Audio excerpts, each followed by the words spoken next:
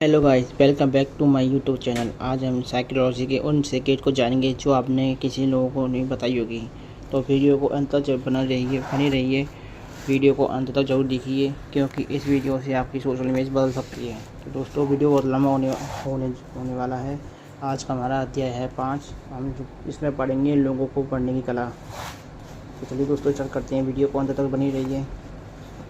बहुत से लोगों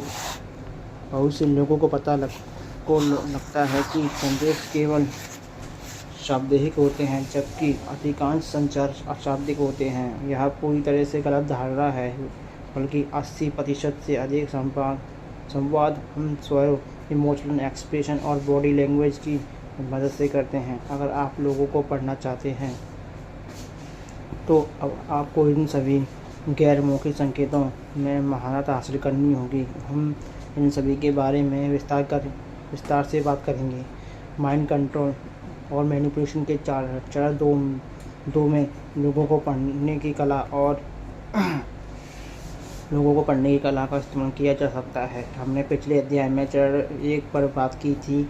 चरण स्टेट कंट्रोल और शार्पनेस और परसेप्शन के बारे में। जब हम सब्जेक्ट के दिमाग में उतारना चाहते हैं तो हमें ठोस स्टेट कंट्रोल की ज़रूरत होती है, ताकि हम स्थिति से अपना नियंत्रण ना खोए, जो निसंदेह तब होगा जब सब्जेक्ट हमें प्रभावित करने लगेगा। परसेप्चुअल शार्पनेस, अवधारणात्मक तीक्ष्णता का इस्तेमाल ज़्यादातर सूचना संग्रह के लिए किया जाता है। आप किसी ऐसे व्यक्ति के दिमाग में प्रवेश नहीं कर सकते जिसे आप बमुश्किल जानते हैं। उन पर गहरी मनोवैज्ञानिक तकनीकों का उपयोग करने के लिए आपको उनकी अच्छी तरह से जानना होगा। अगर आप सब्जेक्ट के संचार संकेतों को भी दर्ज नहीं करते तो आप इन संकेतों को नहीं पढ़ पाएंगे। या यूँ कहें कि इस पुस्तक में मौजूद किसी भी तकनीक का उपयोग करने के लिए परसेप्चुअल शार्पनेस और स्टेट कंट्रोल दोनों आवश्यक है। इन दो आवश्यक स्किल्स को सीखने के बाद चरण 2 आता है, स्टेप 2 आता है। हम थोड़ी देर इस कदम के पीछे की वजह और चरण स्टेप 3 के बारे में बात करेंगे। फिर बाकी के चैप्टर में हम विभिन्न अचेतनक संकेतों को जानेंगे, जिनका लोग बातचीत करने के लिए उपयोग करते हैं, ताकि वे आपको बता सके कि वो क्या कहते हैं। हम स्टेप 1 की ओर चलते हैं। मैं एक लक्ष्य प्राप्त करने के लिए परसेप्चुअल शार्पनेस और स्टेट कंट्रोल का उपयोग करते हैं, जिसके बाद हम स्टेप 2 में आते हैं।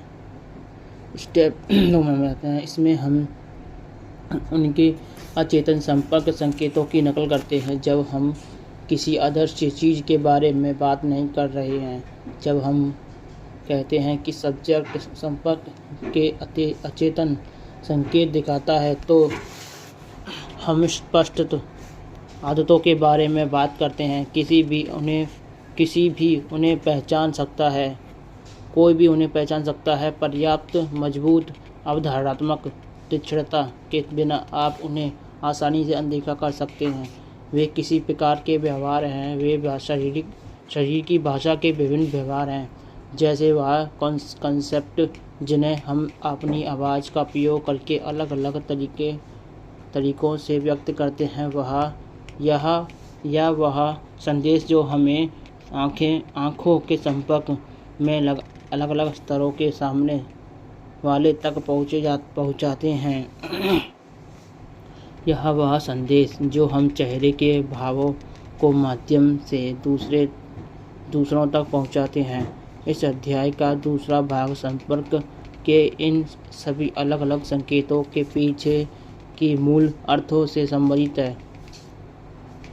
इस डेटा को एकत्रित करना, उनकी कुशलतापूर्वक निगरानी करना या मैनिपुलेशन करने के बाद बेहद बेहद सहायक होता है।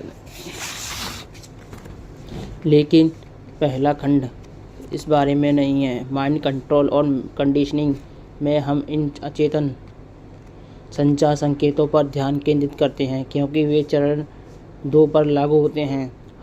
हम पहले ही रेखांकित कर चुके हैं कि वे इस पर कैसे लागू होते हैं।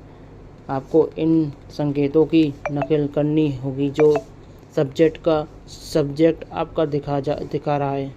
स्टेप 2 में आपकी यही करना है स्टेप 2 में आपको यही करना है। यह सीधा है लेकिन कुशल है। तो आप जानते हैं कि आपको यह जानने की ज़रूरत क्यों है कि मस्तिष्क कैसे काम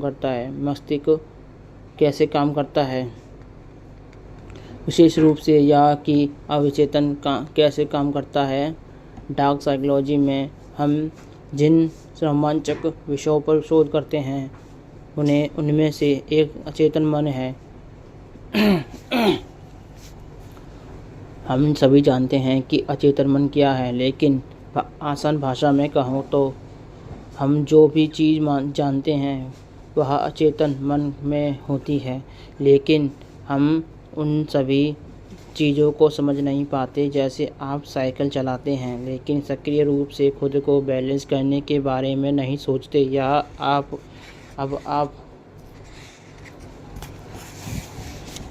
यह नहीं सोचते कि झूला झूलते समय शरीर को कैसे हिलाया जाए। आप बहुत पहले ही यह सीख चुके हैं। आपका अचेतन मन वास्तव में आपकी प्रक्रियात्मक स्मृति का हिस्सा है। इस बिंदु पर जब आप उन्हें कर रहे होंगे तो आपके लिए इन चीज़ों के बारे में सोचने की कोशिश करना भी मुश्किल होगा। आपका दिमाग अभी अचेत। याद रखने वाली बड़ी बात यह है कि इसका मतलब यह नहीं है कि आप अभी भी अपने मन के इन क्षेत्रों में अचेत। बात बस इतनी है कि जब हमें ज़रूरत होती है हम उन स्मृतियों को जगा देते हैं।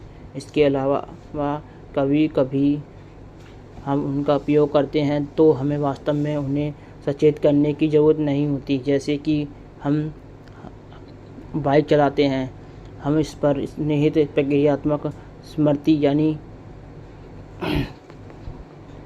प्रोसीड्यूरल मेमोरी का उपयोग सचेत रूप से इसके बारे में सोचे बिना कर सकते हैं। हम अचेतन मन के बारे में बात कर रहे हैं क्योंकि जिस तरह से हमारा मन बाहरी दुनिया के साथ संवाद करता है वह हमारा संवाद का अचेतन संकेत अनकॉन्शियस ऑफ कम्युनिकेशन है। लोग जानबूझकर इन बॉडी लैंग्वेज इंस्ट्रूमेंट, आँखों के संपर्क वगैरह का इस्तेमाल नहीं करते, बल्कि वे ऐसा अनजाने में करते हैं। यानी संचार के अचेतन संकेत हमारे अचेतन मन में घुसने का एक चोर दरवाज़ा है। नासमझी में हम अपने मन को व्यक्तियों के सामने उजागर कर देते हैं। अगले भाग में हम बताएंगे कि सबसे महत्वपूर्ण संकेतों का अर्थ क्या है, लेकिन हम स्टेप 2 में सिर्फ व्यक्तिगत संकेतों की व्याख्या नहीं करना चाहते हैं। हम उनके अवचेतन में गहराई तक पहुंचना चाहते हैं। इसलिए हम उनके संकेतों की नकल करते हैं, जैसे उनकी तरह हाथों को पकड़ना, उनकी तरह से बोलना। उसके अलावा हम सब्जेक्ट के इमोशन की भी नकल करते हैं। स्टेप 2 में हम ऐसा इसलिए करते हैं क्योंकि इससे सब्जेक्ट हमें उनके अवचेतन मन में एकत्रित करता है। ऐसा करने के बाद स्टेप 3 में सिर्फ अपने दिमाग से डेटा निकालने के लिए उनके दिमाग में कुछ नए विकल्प डालते हैं या उन्हें एक नया काम करने का आइडिया देते हैं, जबकि यह दिखाते हैं कि वे सब आप अपने मन में कर रहे हैं। डार्क साइकोलॉजी के नए छात्र इस बात से डरते हैं कि सब्जेक्ट समझ जाएगा कि हम उनकी नकल कर रहे हैं। लेकिन आपको एकांतवाद यानी सोलिस्टिज्म पर हमारा पाठ याद करना होगा कि यदि वे आपको उनकी नकल करते हुए देखते हैं तो उन्हें लगेगा कि आप इसे अनजाने में कर रहे हैं। आपको इनके अवचेतन में उन्हें इतना रिफ्लेक्स महसूस कराना है कि आप अनजाने में उनके दिमाग का हिस्सा बन जाएं। जितना हमने कहा था उससे कहीं अधिक गहरा है, क्योंकि अधिकांश मानव मन अचेतन का इसका तात्पर्य है कि मन की भाषा अचेतन संचार संकेत जैसे कि आँखों का संपर्क, भावना, बॉडी लैंग्वेज और आवाज़ का स्वर ऐसे तरीके हैं जो बाहरी दुनिया के सामने हमारे अचेतन मन को जाहिर करते हैं। संचार का यही तरीका मन की भाषा प्रकृति को दर्शाता है। हमारे दिमाग की भाषा हिंदी या इंग्लिश की तरह नहीं होती। इसकी 3 प्रमुख विशेषताएं हैं जिन पर हम शीघ्रता से चर्चा करते हैं, क्योंकि पहला है मन की भाषा की प्रवृत्ति के बारे में होती है और दूसरी है यह अशाब्दिक होती है, तीसरा यह विकसित होती रहती है। आइए अब और अधिक विस्तार से जानते हैं कि इसका क्या मतलब है। अगर हम कहते हैं कि इंसानी चेतन मन की भाषा इंस्टिचुअल होती है, यह ओवर थिंकिंग नहीं होती। इससे यह भी पता चलता है कि अचेतन मन में धोखा देने की कोई क्षमता नहीं है, चाहे इससे कितना भी असभ्य या भद्दा संदेश ही क्यों ना जा रहा हो। मन इसे फिल्टर नहीं कर सकता। यह संदेशों को ठीक वैसे ही संप्रेषित करता है जैसा कि यह है, या ऐसा करने का कोई और तरीका नहीं जानता। दोस्तों, अब वीडियो और भी लंबा हो जाएगा, इसलिए मैं वीडियो को यहीं समाप्त करता हूँ। मुझे लगता है आपको कुछ समझ में आया होगा, और कुछ समझने के लिए आप अपने दिमाग पर जोर डालिए और समझिए मैं क्या कह रहा हूँ। इसको समझना बहुत ही डिफ़िकल्ट हो सकता है, लेकिन आप अपना दिमाग लगाइए और मैं क्या बोल रहा हूँ उसको समझिए, और ऐसे ही अपनी ज़िंदगी को बेहतर करिए, क्योंकि ये अपनी लाइफ बदल सकती है, जीवन में बहुत बदलाव ला सकती है आपको ये बातें। दोस्तों, और आज के वीडियो इतना ही। मैं कल के लिए अच्छी सी और वीडियो बना के लाऊंगा आपके लिए। तब तक के लिए धन्यवाद। वीडियो को बनी रहिए, अंत तक बनी रहिए। मेरी वीडियो को लाइक करें, शेयर करें और लोगों को बताइए और उन्हें प्रेरित करिए, और डार्क साइकोलॉजी बनी रहिए। और मैनिपुलेशन टेक्निक का उपयोग करते समय किसी को नुकसान पहुँचाना नहीं है, बल्कि खुद उन मैनिपुलेशन लोगों से खुद को बचाना है। हमेशा किसी को नुकसान पहुँचा के आपको आगे मत समझो, सिर्फ अपने आप से बचो। मतलब कि कहना मतलब ये है कि कोई तुम्हारे साथ मैनिपुलेट करता है, तुम उससे बचो। ये आप किसी को नुकसान पहुंचाना नहीं है, बल्कि उनको खुद से बचाना है।